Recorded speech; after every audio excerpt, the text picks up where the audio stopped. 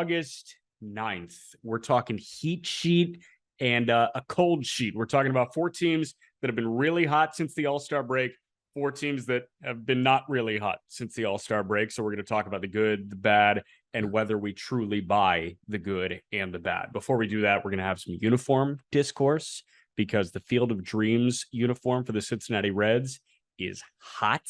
Yes. And I also have to grill you on something. Peter, how was your weekend? Weekend was very good. Got some much needed rest last night. Ready to rock on this Monday. Yeah. Yes, I'm excited to talk about top 5 uniforms, but generally when you either come at me with something or if you have some hypothetical or if you have a stat that you want to read, you never tell me beforehand. So I just want to know I'm coming in cold to this, but that doesn't mean I'm not sharp. So good sleep, feeling sharp, ready for you to come at me before we talk about uniforms. Let's get it out of the way early. Well, and we talked about the money period on Friday. I think we were going to record on Friday, and we were talking about when the best time during the day is to record. And you feel like your neurons are firing best in the early to mid afternoon. We're recording at 3 on Monday, so your neurons are firing. Now, I'm putting you on the stake. You were bullied by a couple of people about putting Splenda in your coffee. Yes, and I see your gambling video. Your iced coffee video on Mondays that you put out, and there's no Splenda in your coffee. Did you give in to the haters? Partly, yes. Partly, yes. Yeah. Did a little bit more research into it. It really is just chemicals, isn't it? It totally is. It totally is. Kind of scared me. But like that's what can I also Diet Coke and shit is. Yeah, and I don't drink Diet Coke at all. So I'm like, if I don't drink Diet Coke and I think it might be worse than regular Coke because of those chemicals, how can I sit here broadcasting to thousands of people, putting in a substance that is just a representation of Diet Coke? I can't under good conscience.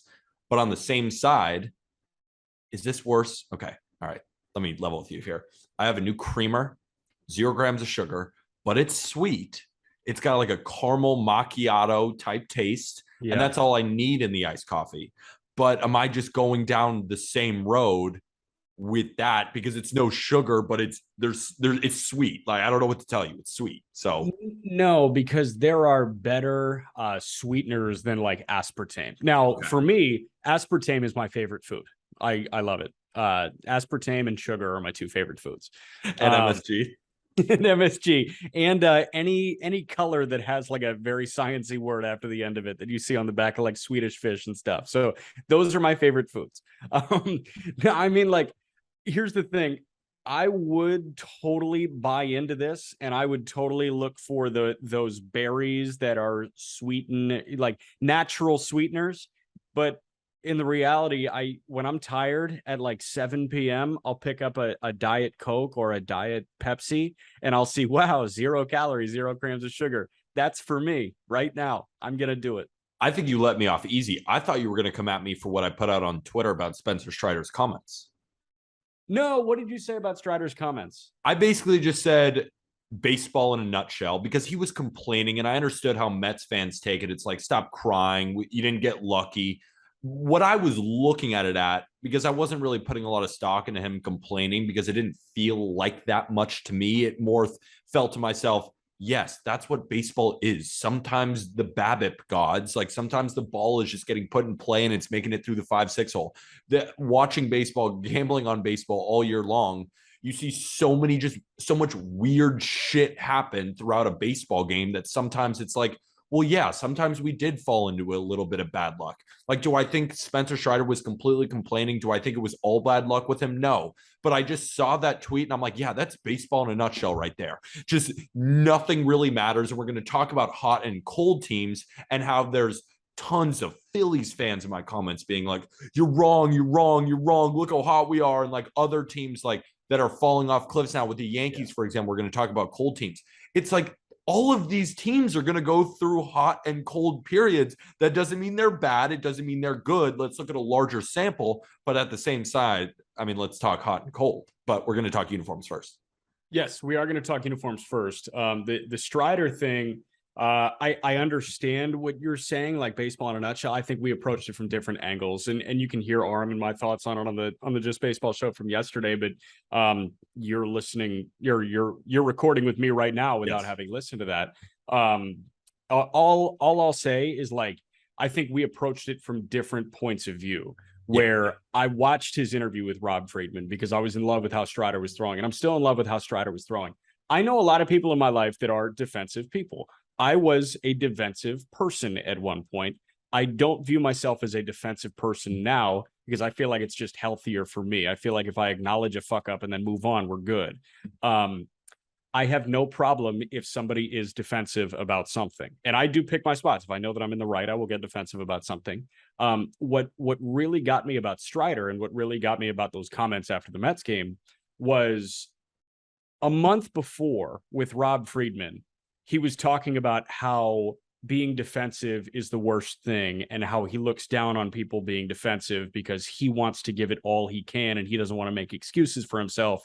And within a month, he's sitting here talking to national media doing nothing but make excuses. So I have no problem with Spencer Strider being defensive. I have a problem with Spencer Strider being hypocritical, but he is a rookie. He will learn. Charlie Morton will pull him aside. Max Fried will pull him aside. Hell, Acuna might pull him aside and say, hey, man, let's be pros here. He's going to be a pro. He's going to learn from this. I think that this is a one-time occurrence with Strider. Still really like Strider, but he's got to know that he was not, doing anything to support his claim that he is a no excuses person because he just made a shit ton of excuses. And on the same side, he's got some high velo, but he ain't DeGrom. He ain't I put out on DeGrom. Twitter, put peak DeGrom against any pitcher in Major League history. 102, back foot slider. I still think when he's throwing the changeup, it's one of the best changeups in baseball. When he's on, say goodnight. The Mets are a dangerous team come October. And I know that's the big news from the weekend, of course, because you look at the top two pitchers in the rotation, you look at a guy like Edwin Diaz and you say, and then the offense, it's like, how really can they lose? And I don't think that's just like one of those national narratives that should kind of be swept under the rug. The Mets are one of the best teams in baseball. They proved it against the Braves. They are a scary bunch. And Buck Showalter is one of the best managers in baseball. They got all systems covered. And there are few teams that I would put up against them and say, oh, yeah, that team will beat them, especially if the Dodgers don't get Buehler back. I mean, the Astros, the Mets could win the World Series. They're phenomenal. The Mets could win the World Series. It was great to see about 10 minutes of the hour-long Sports Center on Monday morning talking about the Mets and the Yankees. That was awesome because Sports Center tends not to touch baseball with a 10-foot pole for more than 2 minutes at a time. But they spent about 5 to 10 minutes talking about the dominance of the Mets recently and the Yankees struggles, but how they are the 270-win teams, not named the Dodgers right now, and I think not named the Astros. Like, it is very impressive what New York baseball has turned into so far this year. The Yankees did make your cut for sexiest uniforms on earth. Walk me through the other ones. Because, again, the Field of Dreams game is next week. It's Cubs-Reds. The Cubs is fine. The Reds is gas. Yes. And that got our group text thinking about a lot of the best jerseys that are in baseball. I'm a simp for baby blues. Yeah. And I'm a simp for pinstripes. Yeah. Debate a wall if you don't think that the Yankees pinstripes are in the top 5. Okay. Timeless. Classic. Dare I say 27 rings? I'm not going to say that's kind of annoying. But the uniforms by itself, phenomenal. They're always going to be in the top 5. At number 4, I had those new Reds unis, the throwbacks from I think 1917 is when they were dated from. Yeah. The helmets and the hats are almost cooler than the jerseys. Would you agree there? Yeah, because it's like not neat pinstripes. It is it looks really good. They hit the old-timey feel really well. I think the White Sox and the Yankees in the Field of Dreams game last year, I think they put together better uniforms for that. But I think that the Reds, like the hat and the helmet in particular, so sick. Those scream Dyersville, Iowa. And like I said, simp for baby blues. So getting into some honorable mentions before I get into the top 3. The Phillies have some incredible baby blues. The Braves have some awesome throwbacks. I think the Royals baby blues. I remember seeing a Brewers baby blues. Those are all great. But if we're getting into the top three now, the Marlins City connects the red with the white pinstripes, the blue hats, that picture of Sandy with the Marlins City Connect is one of the hottest pictures in Major League Baseball going around right now. He looks fire. Those jerseys look incredible. And imagine if the Marlins could win games on top of it. Yeah. Wouldn't that be incredible? It would be incredible. Jazz Chisholm in those red jerseys, the flair of Miami, the city, the culture, it's all wrapped up into those. And I think they're awesome. That's my third. What do you think about the list so far? I like the list so far. Here's what I will say. I thought that the gray Red Sox road that just said Boston, I thought those were clean as fuck. But keep going. Sometimes I want you to seriously answer me. I am serious. No, I love not. this. I have a Xander Bogaerts number 72 jersey from when he debuted.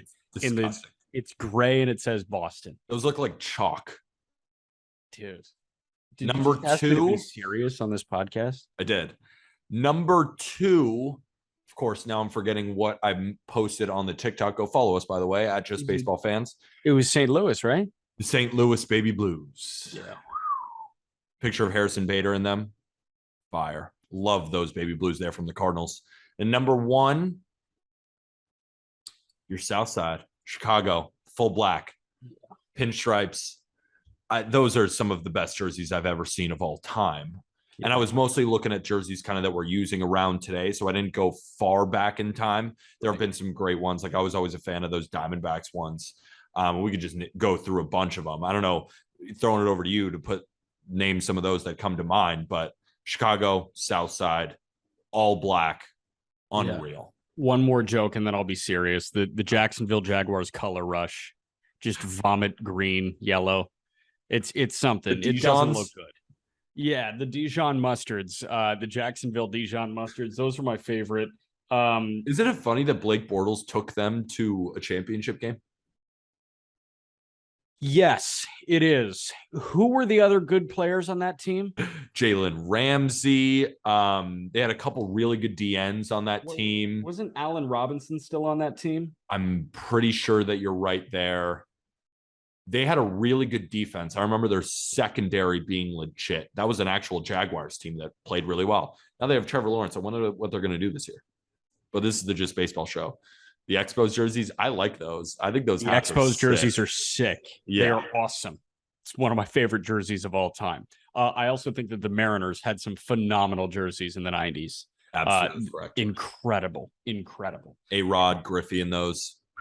Yeah. I mean, even Ichiro in the early 2000s. Like, yes. So hot. Speaking of hot. Yeah. Time. Baseball. Transition. Let's do transition. Whoosh. That was the verbal whoosh instead of the actual whoosh that I have on my laptop that I put in when we have an interview.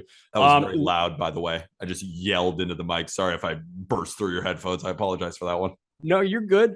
Do we want to go hot, cold, or do we want to do 4 hot, 4 cold? Let's do 4 cold, 4 hot, because people are going to want to hear about the hot teams. And maybe people love when we slander teams. Let's talk cold, then hot. People love hate. Yeah. Oh my God. I love hate. I love hate too. I'm a huge fan. Embrace debate, embrace hate. 4 cold teams. Start with the Yankees, Pete. The New York Yankees are really, really struggling right now. Yeah. The Yankees at the moment have lost 5 in a row. They're 4-6 in their last 10. They're gonna win the AL East. Toronto is back by 9.5 games, but Tampa, who doesn't look that good, is 11.5 back. Baltimore, they're not like really going to do this. They're 13.5 back. And then the Red Sox we're going to get to in a moment here. But the Yankees, I find them very interesting because what Aaron Judge has done since the All-Star break is comical and insane. He's got 10 bombs, 27 driven in since the All-Star break. He's on pace to shatter Maris's single season home run record, but everybody else is just stinking it up. Yes. I'd like to remind everyone that Giancarlo Stanton has been out for a little while. Anthony Rizzo has been out for a little while. And, you watch Yankee games and some days the pitching shows up, offense doesn't show up. Some days the offense shows up in droves, pitching doesn't show up. Even the last series against the Cardinals, I felt like that was perfectly illustrated by what I just said. First game, offense doesn't show up. Pitching, Nestor looked pretty good in a start where he's facing one of the best teams in baseball against left-handed pitching. Yeah. Then you move forward to that 1-0 game, Jordan Montgomery game where motions were running high. Even Domingo Germán gave you a good start. I wish he didn't. I wish he'd get DFA'd, but he's still on the Yankees and it's annoying. Yeah. But offense didn't show up. Then probably the worst umpired game I've ever seen. In that game, the umpire scorecard read +3 runs for the Cardinals. There was a million different calls on the outside part of the play with runners on for the Yankees, but they lost 12-9. So the offense came to play, pitching didn't. Frankie Montas did not look good in his debut. Another guy, I'm being asked, are you worried about him? Of course not. It's his first start. He's coming over, new catcher. There are some pitchers who performed very well with their first. We're going to talk about a hot team later. Don't want to spoil it, but I'll just fuck it. I'll spoil it because Cardinals. Jose Quintana pitched extremely well for the Cardinals in his debut. Sometimes you get a good one. Sometimes you get a bad one. That's baseball. That's why I was talking about Spencer Strider. Like sometimes shit happens. Yes. Not everyone can be perfect. So the Yankees, it's a combination of not everybody showing up, and the bullpen has not been as strong. Clay Holmes has not been that same dominant reliever. I have no idea why they sent down Ron Marinaccio, and Clark Schmidt has been really good in their bullpen too. I mean, what did I say at the beginning of the year, Jack? When we were talking about the Yankees, I've gone in my lulls where I'm like, wow, this might be the best team of all time. What was I always thinking in the back of my head? You were always thinking that they were going to find time to disappoint, right? It's just how it is. Yeah. It's just how it is. And here it is. It just came way later than I would have expected, but it was bound to come. And we're going to talk about, I mean, not that they deserve to be in the cold streaks, but it's not like the Astros have been playing that well either, too. And they were playing like the A's, getting beaten up by Seth Brown and co. I mean, it's baseball. It's shitty. It's the worst sport ever. That's why it's the best sport ever. Yes. What I will say is they laid the best groundwork in baseball to the point where, like, when the time came where they'd be disappointing and they lose 5 in a row, doesn't really matter that much for the Yankees.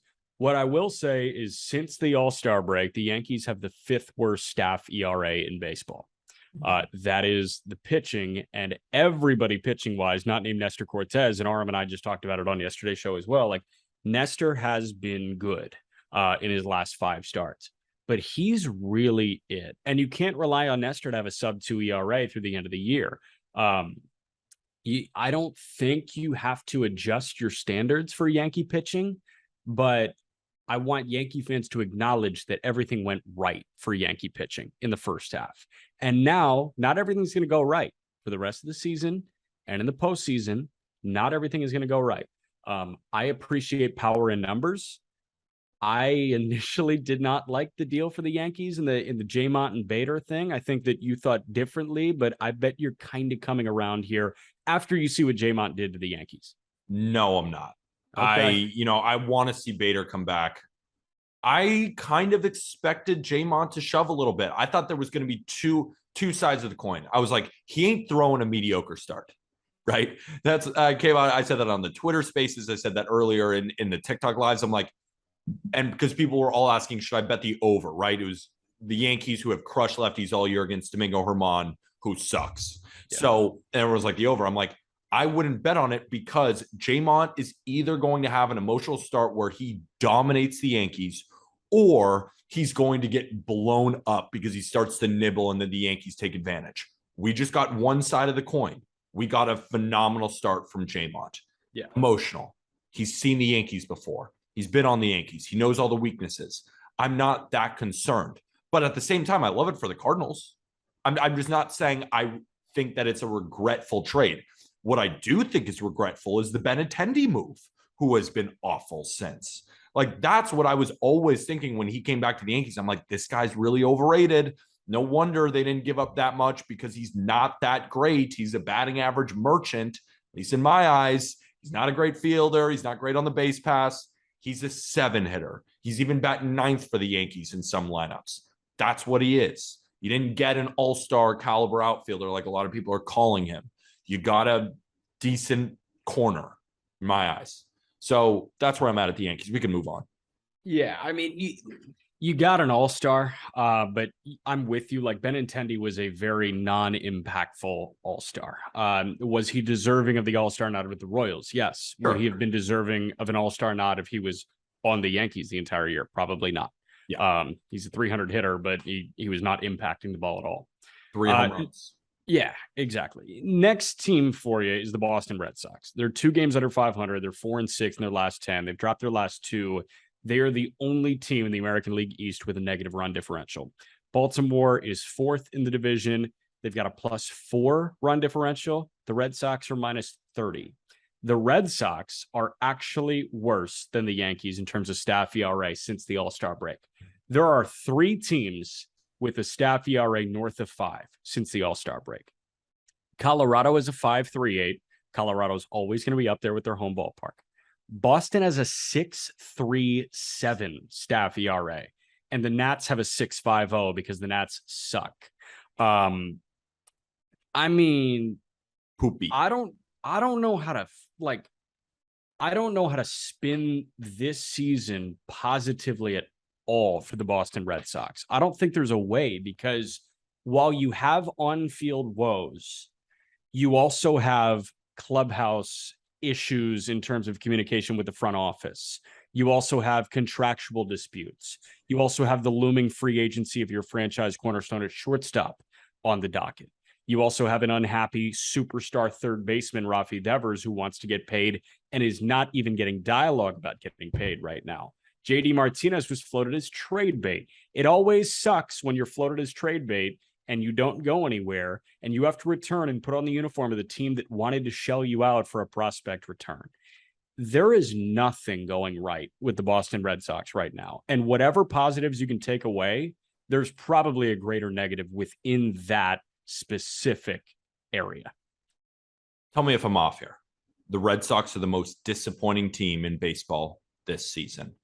There's a lot of teams you could throw in there. You could throw in there the White Sox. Of course, you could throw in there the Angels. Yeah. But we have to remember the Red Sox went to the ALCS last year, and now they are in last place below the Orioles.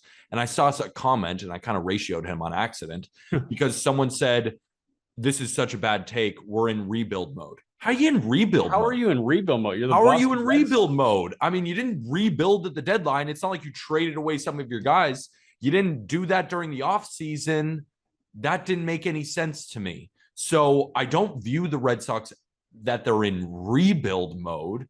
They were planning on competing this year. They were competing earlier in the year, but when JD Martinez and he starts to get a little injured and he's not hitting, Rafael Devers gets a little injured, he's not hitting, there's nobody who hits. And then you combine that with just a terrible rotation when the best guy lately has been Cutter Crawford, and Cutter Crawford then again got blown up by the Royals. Nate Eovaldi has an enormous home run problem. Josh Winkowski is just not ready yet. He may never be ready. The Brian Bayo experiment hasn't worked yet. Not that it won't work in the future, but it certainly hasn't worked this year. Yeah. Chris Sale going on the shelf after the finger got broken to the Yankees. There is nothing going right. And I don't even think you could be like, oh, they're just all injured. I mean, they're all playing. JD Martinez, Devers, they're playing. Verdugo, Story has been out. I get it. But that's it. And it's not like Story was having this incredible season. Eovaldi's back. I know Sale's injured, but Whitlock is back in the bullpen. How are they so injured on top of it? I just think they suck. And I'm ready. Like, I've been saying too, I'm like, we can't count the Red Sox out yet. We can't count them out yet. The manager is too good. They have too good of a relationship. But I think that shit got a little messed up when they traded Vasquez, and Heimblum probably had that conversation. I was watching them in the series against the Royals. They lost 3 of 4 and looked like garbage. I gave up on them after that series. I'm like, this is not, I don't see them coming back. Do you? I don't. It's hard for me to really understand, like, where, again, getting defensive. Like, it's hard for me to understand where the Red Sox fans can be defensive about this team. And kudos to Red Sox fans, because the majority of Red Sox fans that I've interacted with have aired out their frustrations about the 2022 Boston Red Sox. Because, yes, you can default to this team is super hurt. Guess what? Everybody gets super hurt at points. Like, that is professional sports. The Titans were still a good football team, even though Derrick Henry missed 9 weeks, because they game planned for plan B if their future Hall of Fame running back got hurt. That's what good teams do. Good teams are the LA Dodgers, where Chris Taylor goes down, James Outman comes up and succeeds immediately. And then Miguel Vargas, it comes up. He's ready to make impact, or you make effective trades. That's what good teams do. The Red Sox traditionally, historically, are a very good team. They've had guys fill in. I mean, nobody wanted David Ortiz, and they went and got David Ortiz, and he turned into Big Papi. What I do think that the Red Sox are lacking right now is serious depth. They never had it. You always looked at the top 5 of that lineup and said, oh, they're going to head back to the ALCS. What if 2 of them are hurt? Then it turns into a top 3, and anybody can have a good top 3. Also, like that rebuilding thing, I think that dude should check himself into an asylum, because a rebuilding team does not sign Trevor Story and sign James Paxton, Michael Wacha, and Rich Hill in the same offseason. To your point about Red Sox fans understanding this, the most liked comment on that video is, as a Sox fan, I couldn't agree more. They get it. They are also the same fans that saw their team finish in last place and then the next year win the World Series. Right. They're not delusional. They know good baseball when they see it. And you can't look at this Red Sox team and think that's good baseball. It's pathetic. It's not even, I'm not even blaming the players because of that weird deadline. I know they've been dealing with injuries all year, but they look like they weren't even trying. It was a pathetic showing versus this Royals team who, you know, people are saying, oh, maybe this Royals team's really heating up. No, I think they just ran into like a dog shit team right now. And like, I love the Royals young bats. Bobby Witt Jr., Vinny Pasquantino, Nick Prado, MJ Melendez. I mean, Bobby Witt Jr., we can continue. Right. But they're not ready yet. And they just ran into some Red Sox pitchers who are just not very good. Yes. And they ran in their pitchers like Brad Keller ran into a lineup that ain't trying. If you get 1 run in 6 innings off Brad Keller, something is up. I don't care what his ERA is. Something is up. Go watch that guy. Tell me he's good. I can't. Yeah. I hear you. I understand. I empathize. So if we were to look at, you know, like panic levels 1 through 10 for the Yankees, I think I'm at like a 3. I was about to say 3. Agreed. Yeah. There are problems. They are not perfect. They're not winning 125 games. Are they still the best team in the American League, maybe outside of the Astros? Yes, of course they are. Yes. Are they the top 5 team in baseball? Yes, of course they are. So did they drop from 2 to 3 or 4? Yeah. They're not the best team in baseball like they were. But are they still one of the front runners for the World Series? Of course. Red Sox, like I would say like 9 or 10, but that would be like, oh, I'm really concerned about their, you know, postseason chances. Like, I just don't think they have any postseason chances. No. So yeah, NA, non-applicable. Colby, our Red Sox guy, he said it best too. He's like, you know what I'm expecting? In September, they're going to win 12 in a row and become 1 game short of the wild card, just to titillate Red Sox fans. I'd be in on that. That would be so awesome. Oh my God. Just rip their heart out on the last day of the season. That would be hilarious. They've won enough. Like, it's time to lose miserably. Boston sports, give the rest of the country some wins. The Patriots, the Celtics, the Bruins, the Red Sox. You've won enough. You can take a little hate. Yeah, I think you can. Give some of it to San Diego, but San Diego just got swept by the Dodgers. 1 to 10 panic level for the Dodgers, or for the Padres. I think it's 4. The same as the Yankees. 3 or 4. Yeah, I'm not worried about them. But at the same time, we got to talk about them because since they've gotten, you know, Josh Bell, Juan Soto, Brandon Drury, everybody under the sun, they just haven't been performing well. But I think they just ran into an absolute juggernaut. I think that goes to show how good the Dodgers are. At the same time, let's let this Padres team mesh a little bit. A lot of new guys in the lineup, new faces coming across the country, new ballpark. Let them relax. A lot of pressure going on, understandably so. But at the same time, this Padres lineup doesn't look as lethal as I think a lot of people thought from the get-go, but it still is very good. We're going to see Blake Snell pitch tonight against the Giants. Yeah. We're recording it, of course, on Monday to release on Tuesday. Let's see how he does. Let's see if they win that game. I think it's going to be low scoring. We'll see how they perform against the Giants. But yeah, I mean, the Padres are not perfect. I think that's the main point of this, is that they have not overtaken the Dodgers, not by any stretch. And even come playoff time, they are no lock to make the World Series or even the ALCS.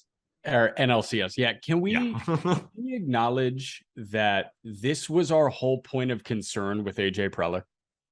This was our entire point of concern. You get Juan Soto, you get Josh Bell, you get Brandon Drury, you get Josh Hader. You ace the trade deadline. I'm looking at the National League. The Dodgers are better. The Mets are better. Yep. The Braves are better. Yep. You are the fourth best team in the National League after acquiring Juan Soto, Josh Bell, Brandon Drury, and Josh Hader. Yep. That's what you were going for here. And for me, like, can I fix that for a second? I think they're no, actually, never mind. I was going to call them a better playoff team because they have two studs at the top.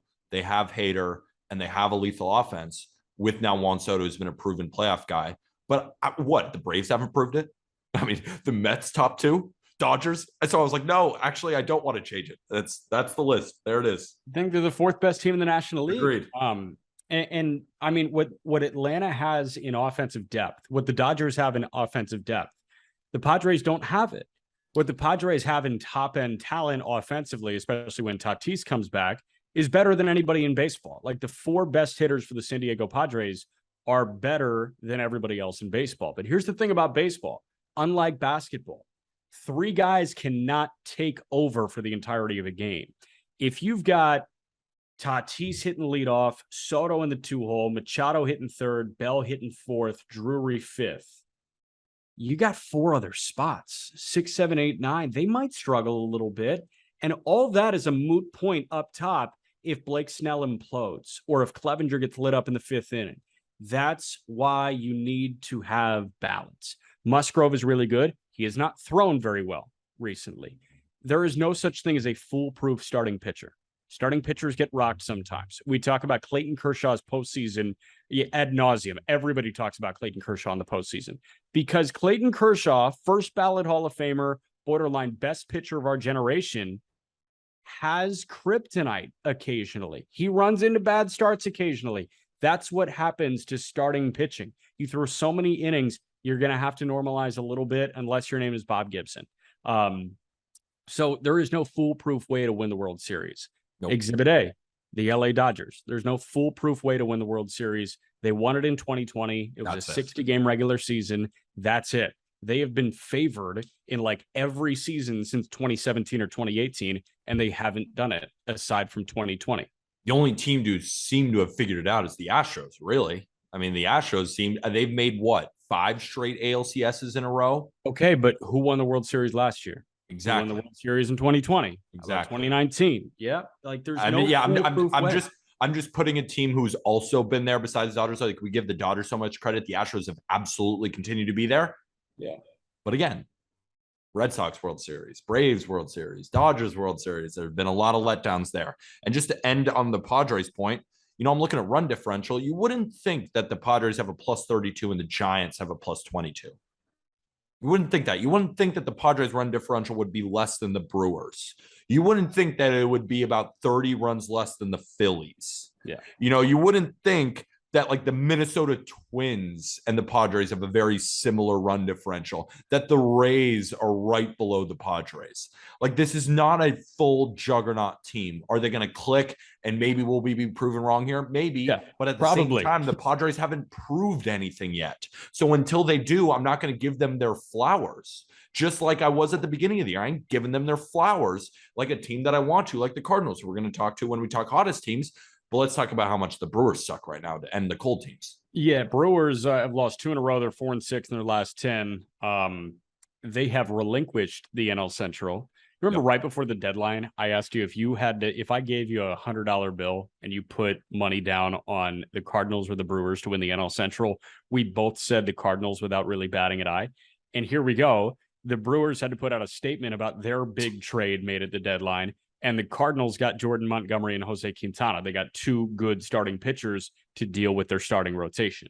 The Cardinals are the best team in the National League Central, and it isn't close. The Brewers are likely going to hold on to one of those wild card spots. As it stands right now, Milwaukee is a game and a half back of San Diego for that final wild card spot. There's a chance that the Brewers might not even get in. They're 5 games clear of San Francisco, who's 6.5 back at that final wild card spot. But I certainly don't see Atlanta relinquishing the first wild card spot. Philly, San Diego, Milwaukee.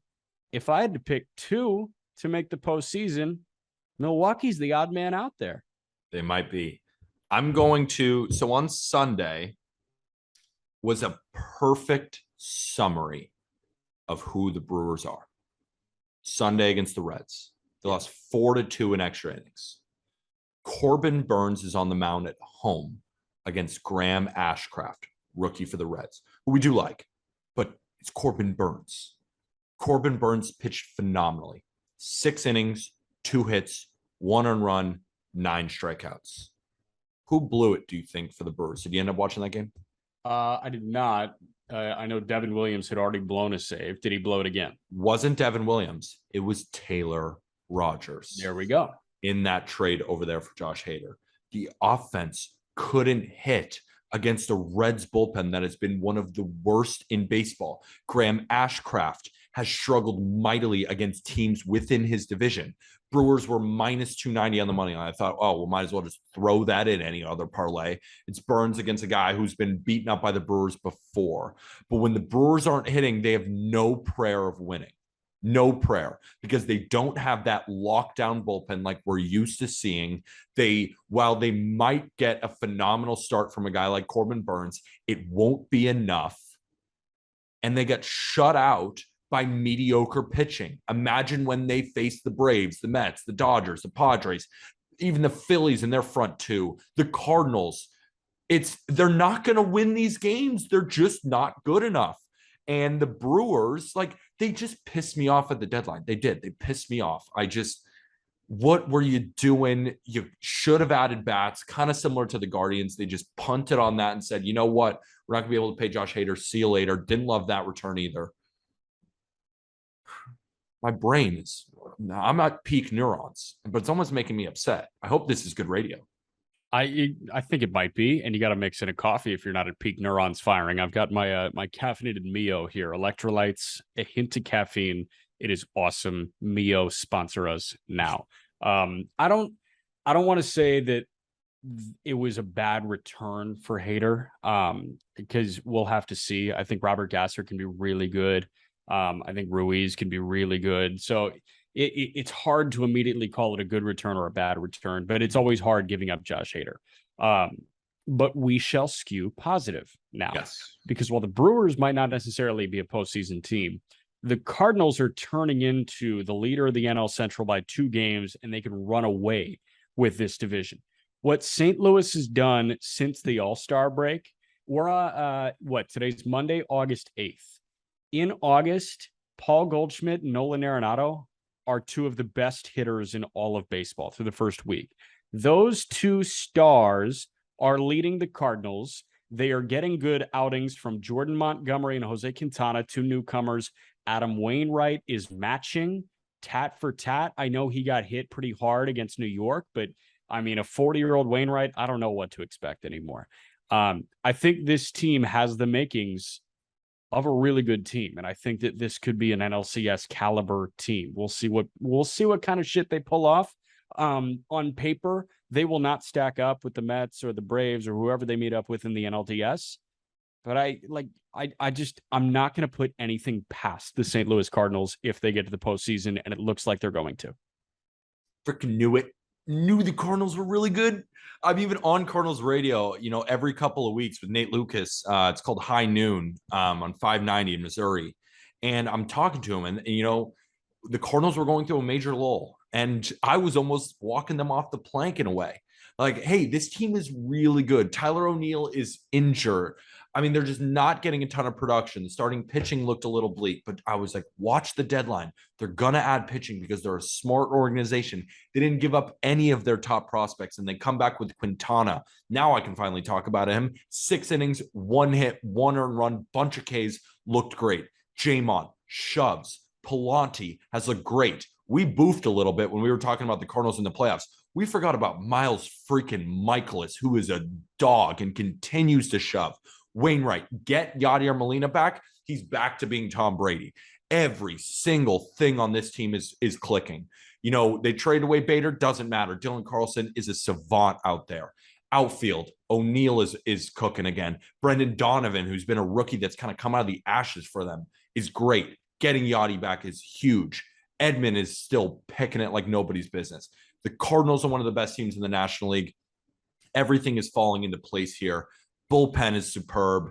They're a great team, and they're the first place team in the Central, and they will not relinquish it for the rest of the year, in my opinion. Yeah, I'm with you. Is Goldie the NL MVP? He has to be. He has to be. I mean, he's been the best hitter in baseball, or maybe not baseball because you got Judge and Jordan, but in the National League. There's a lot of guys you could say, but if we're looking at the betting odds, he's number 1. So Vegas thinks so, and it's hard to find an argument against him. You could go get one of those Dodgers over there. You know, Austin Riley is insane. Riley's insane. Pete Alonso is incredible. You know, there's some guys, but yeah, it's Goldie. Pete Alonso, I think, has 17 runs driven in since the All-Star break. He's awesome. He is so good, dude. He's so... like a really good contact hitter on top of this. Puts up good at bats. The narrative that Pete Alonso is this big strikeout home run guy is just not true. He puts up good at bats all the time. Does he swing and miss a little bit? Yeah. Does he get blown away by high velo at the top of the zone? Yes, sometimes. But he's like a better contact hitter than most hitters in baseball. And he's giving you 40 and 110. Yeah, maybe 130 this year. I mean, he's awesome. He's going to lead the league in RBIs. I do believe that. And Pete Alonso, like, he's just the thick boy that happens to be really strong. That's what Pete Alonso is. He and Jordan, I think, are cut from a very similar cloth. And I think that Jordan is like a generational hitter. I think Pete Alonso is not far off of that, where Jordan is a very, very good contact hitter. Jordan Alvarez can hit 300 with 40 bombs and 100 and driven in. That's what Jordan Alvarez is, and Jordan Alvarez looks like a Hall of Famer. We've said it since the beginning of this podcast at the beginning of last year. What Pete Alonso has the possibility of doing every year is hitting well above 250, not striking out more than 30% of the time, and hitting 40 homers with 110 driven in. Yep. He's got an opportunity to do that every single year because he is just a big, beefy motherfucker that hits tanks. One of the bets I'm sitting on is Pete Alonso to lead the league in home runs, and another bet, Pete Alonso to lead the league in RBIs, not just the NL, into all of baseball. Yeah. I like the RBI one, but Judge is probably going to take away that home run one. But can he get more RBIs than Aaron Judge? That's what I'm sitting on, and I want that one to win. Judge 97, Alonso 95, J-Ram 87. Those are the top 3 in Major League Baseball right now. Come on, Petey. Bring us home, baby. But I also am sitting on Aaron Judge plus 1,800 to win AL MVP, which is... Oh, yeah, that'll work. So I'm pushing Aaron Judge MVP propaganda, whether with Shohei literally behind me. Pushing Aaron Judge MVP propaganda. That's fine. Bias? Sure. I want to win money. Sue me. Yeah, fuck it. Let's talk the Mets right now, because we did just dabble in Pete Alonso. The Mets are second post All-Star break in team OPS, actually behind the Milwaukee Brewers, believe it or not. But that can be a little bit misleading. The Mets have the best team batting average in Major League Baseball since the All-Star break. The Dodgers are hitting 282. The Mets are hitting 298 as a team. The Mets are a 300 hitter since the All-Star break. What they do 1 through 9, and now that they're running out Scherzer and DeGrom on back-to-back days, makes them the most intimidating team in the National League. I think, like, the Dodgers obviously are the big bad Dodgers, but the Mets, if you're going into a weekend series and you see Friday Scherzer, Saturday DeGrom, Sunday who gives a fuck, And you got to deal with Alonso. You got to deal with Frankie Lindor. You got to deal with Starling Marte, Mark Canha. You got to deal with Jeff McNeil.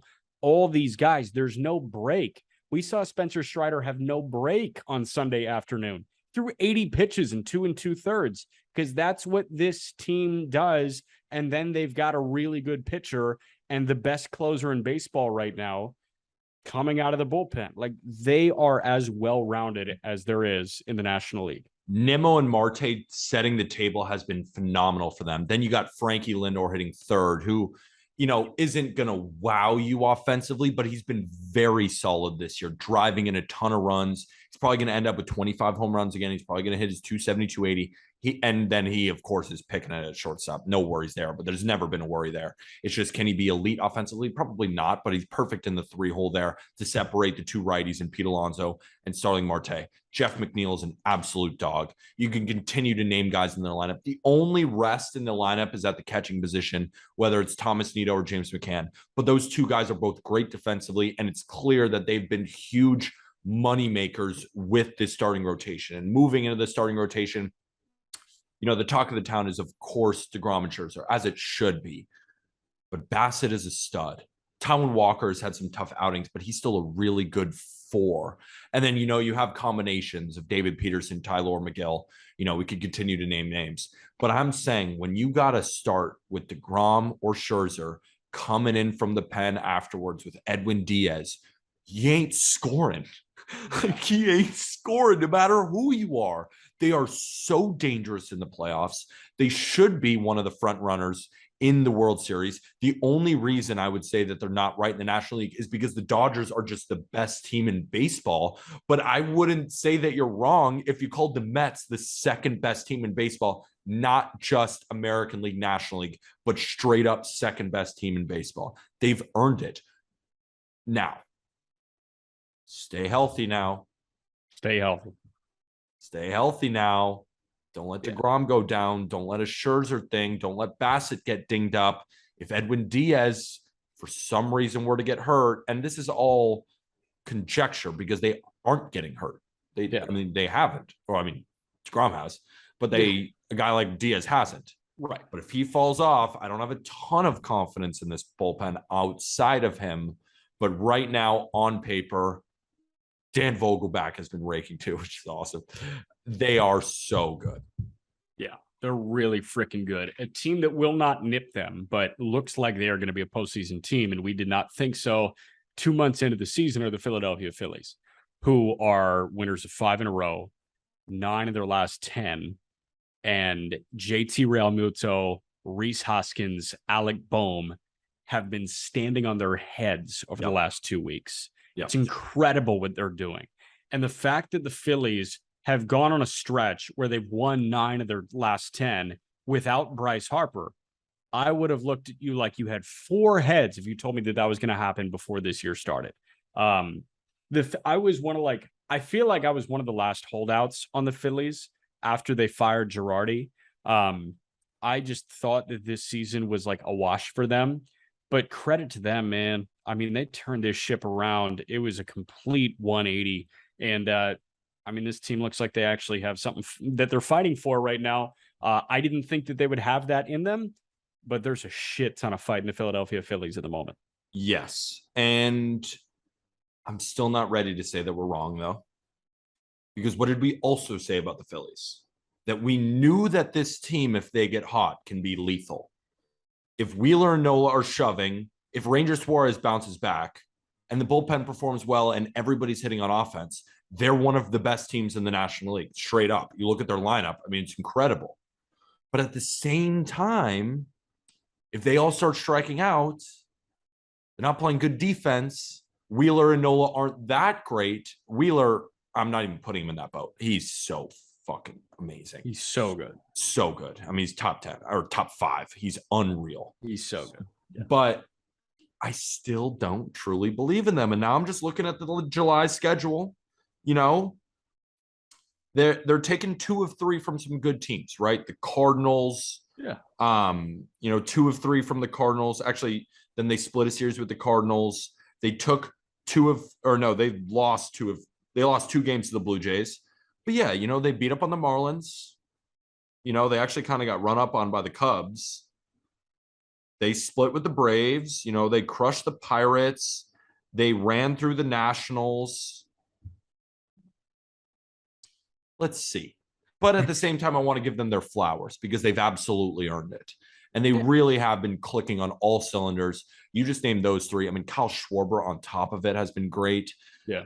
Nick Castellanos has not been, but at least he's looked better. Yes. From 1 to 9, it really is a lethal offense. And if Wheeler and Nola and Ranger are back, I don't believe in Gibson. I don't believe in Syndergaard. But the bullpen, I keep saying it's going to blow up, and it has been good this year. Again, I just don't believe in some of those arms, but they've been killing it. They surpassed the Brewers. I wouldn't be shocked if they get into the playoffs, and you never know. Anything could happen in the playoffs. The Phillies just need to sneak in.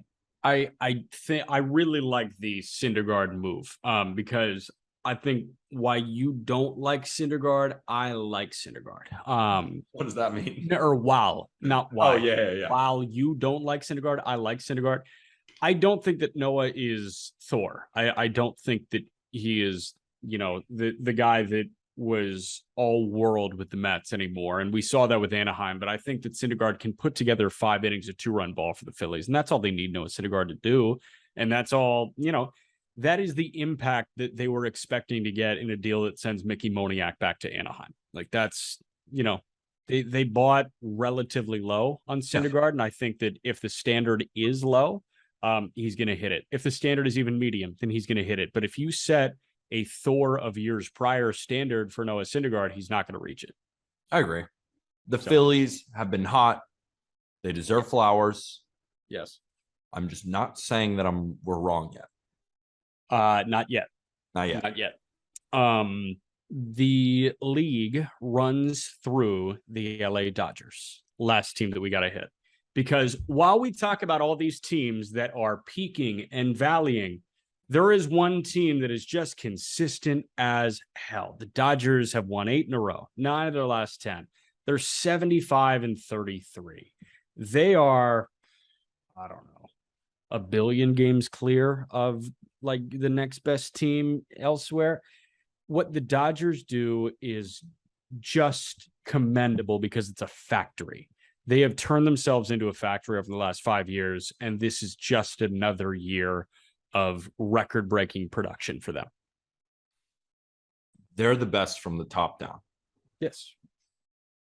Scouting, player development, analytics department, one of the best GMs, one of the best offenses, one of the best bullpens once they get Blake Treinen back, one of the best starting rotations, one of the best ballparks, some of the best fans. They are an incredible, incredible franchise. And my biggest future of the year, Los Angeles Dodgers, over 97.5 wins. I put so much on it. And I said, if they don't hit this, I will dye my hair or I will bleach my hair. Thank God that I'm probably not going to have to do that because they never stay your beautiful Auburn. Yeah. Thank you. I would look like a Q-tip. Look awful. Thank God. I would look like Homelander's dumbass cousin. Yeah. Thank you, Dodgers, for hitting that win total. But at the same time, screw you. It's unfair. It's unfair. They're the best at everything, and they have the most money on top of it. I don't think it's unfair yet because they've only won 1 World Series. It's in 2020. Yes, that is absolutely correct. So when they win 3 in a row, like we expect them to do at some point in the next 5 years, then I think we can call the Dodgers unfair. But until they actually do it and prove that they are dynastic, I don't think we can call it unfair yet. They're just trying to beat everybody at a game that is so hard to rig. Let's talk about how Max Muncy is heating up again. Yeah, I was Cody's heating up too. Bellinger, I am so happy to see Cody Bellinger not suck anymore. Yeah. Dude, he needed that so bad. Tyler Anderson has a 2.72 ERA. He's 13-1. He is actually good. The changeup is unreal. They're going to get Dustin May back. who, I'm not speaking hyperbole here, looks like DeGrom in the minor leagues. He's not going to be as good as DeGrom. I know. But just the look, the zipping fastball, the long limbs, the extension. They're going to get Buehler back too. Be worried, rest of the league. That's why I can't give the Mets as much flowers as Mets fans hope, because the Dodgers are the Los Angeles juggernauts. And Andrew Heaney, like you mentioned, Tyler Anderson, Andrew Heaney, 6 starts, 28 innings, 2 earned runs. What even is that? I don't know. I remember when he had a 7.5 ERA with the Yankees last year. He gave up a home run an inning. Now I don't think he's allowed a home run this year. 35 2/3 innings with the Yankees, 13 home runs. 28 innings with the Dodgers, 1 home run. I'm actually surprised he's given up a home run. I haven't seen it. Gave up a bomb. 28 innings, 18 hits against him. This dude is nuts. Nuts. The Dodgers are nuts. Like, Heaney's not nuts. The Dodgers are nuts. The Dodgers are nuts. I don't even want to give the credit to Heaney, even though like he probably deserves it because it's actually him doing the job. It, like, of course, we're joking around. It's, you know, it's on Heaney, but the Dodgers figured out something, and it was funny. You know what I thought was so interesting, and when I knew Heaney was going to be good for the Dodgers, because they signed him at like 5 minutes past the deadline. Like when free agents finally got let out, they signed him immediately. They probably saw something and were like, we're going to make you into something. Then they gave him $8 million. And I thought, what? And I'm like, well, no shit. You gave him $8 million. It's a steal because he's incredible for them. Dude, it's so ridiculous what this guy does. I mean, I don't understand Andrew Heaney, but like, here we are. Here we are. And that Arias guy is pretty good. Yeah, he's fine. Julio's good. No, I mean, the Dodgers are a juggernaut, and we can talk for 45 minutes to an hour, 5 days a week about baseball. But at the end, you just finish it with the Dodgers are really good. Yeah. It's kind of like when you talk about the NBA in the like 2013 when you had the Heat. Yeah, it was just like, oh, and the Heat. And the Heat are also, but still the best. We can talk about the Suns and the Jazz if you want, but LeBron's over there. Yeah, with D-Wade and Bosh and shit. Yeah, so we can talk about the Phillies all we want, but they might match up with the Dodgers in the NLDS, and that'll be that. Yeah, I mean, that's what I was saying. It's like, yes, sneak in and anything can happen. Good luck, Philly. Yeah, I mean, it's really hard. And you know, that's what we said last year about the Dodgers. And, you know, that Dodgers-Giants series was incredible, but I mean, it's the fucking Dodgers. I also, on TikTok Live, I was just on it this morning, and I was like, Phillies fans, hold me accountable. I don't truly believe in your team, and I'm going to say it straight over this airwaves, and I'm going to say it to you on TikTok Lives. If they are a playoff team and they get through a round, hold me accountable. Come at me. You were wrong. Yeah. But if I'm right, I want to hear it, Philly. I want to hear that I was right. You want to okay. Your successes. Yeah. That's all I ask. I understand. Keep me accountable. But then give me my flowers if I'm right. Understood. All right. Close us out with all the promo plugs. The only promo that we really have is download Prize Picks. Yes. Use code JustBaseball. I'm going to have a Twitter space going off at around 5 p.m. Eastern daily, going over the picks for today. We're playing daily fantasy. We've been doing very well lately. A lot of green goblins, as my friend Booker with Trent would say it, when they're all greened out on Prize Picks. Okay. And you get a full deposit match when you download player props. Also, if you guys want to check out my podcast, Not Gambling Advice, daily picks, MLB Best Bets, about 10 minutes every single day. That is sponsored by Prize Picks. If you're down to listen to some more prospect knowledge, go check out the Call Up with Arm and Jack. Yes. If you want to check out State of the Division, 6 days a week, State of the Division podcast, 15 minutes on your division, 6 days a week. And you know what? Get yourself some Just Baseball merch. How about that? That works too. And if you're enjoying the podcast, we'd love a 5-star review. Tell us what you like about us. It's the best way to help out our podcast is get you some merch and give us a 5-star review. Only takes a couple of seconds. You don't even have to write anything. Just tap that 5-star. We'd greatly appreciate it. And with that, thank you, everybody. And the Dodgers are really good.